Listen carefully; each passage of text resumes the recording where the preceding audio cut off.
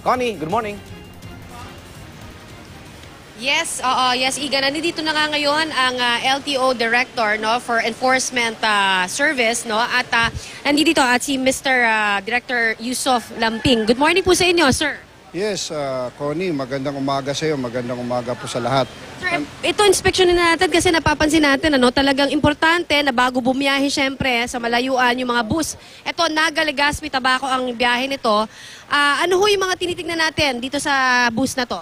Yes, tinitingnan po natin yung roadworthiness ng bus na to na bibiyahe pa probinsya, Cubao, Quezon City to Naga, Bicol. So, chinicheck po natin, Connie, yung wiper, yung ilaw niya, yung signal light, brake light, tail lights, yung PWD na para sa may mga kapansanan. Yung seatbelt ng bus ay chinicheck po natin. Lahat ng mga parts ng bus ay chinicheck natin.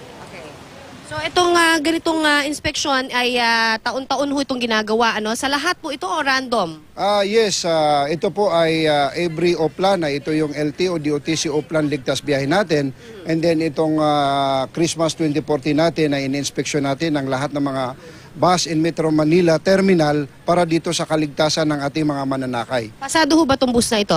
Yes, itong RMB bus ay chinek po natin ito. Kompleto po yung papilis niya. Yung seatbelt niya, lahat ng mga accessories na chinik natin ngayon ay pasado naman po.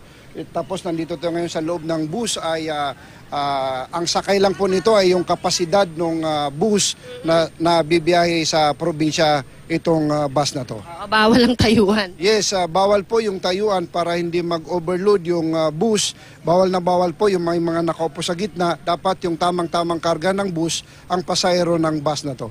So at syempre yung driver, dapat gising na gising. Kuya, gising ba kayo? Gising po. Magandang umaga tsaka happy and safe trip po sa inyo, ha, kuya? Ingat po kayo.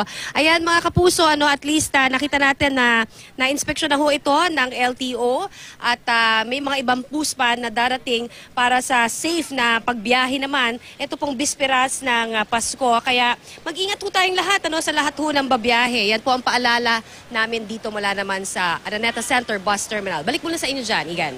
Maraming salamat, Connie Season.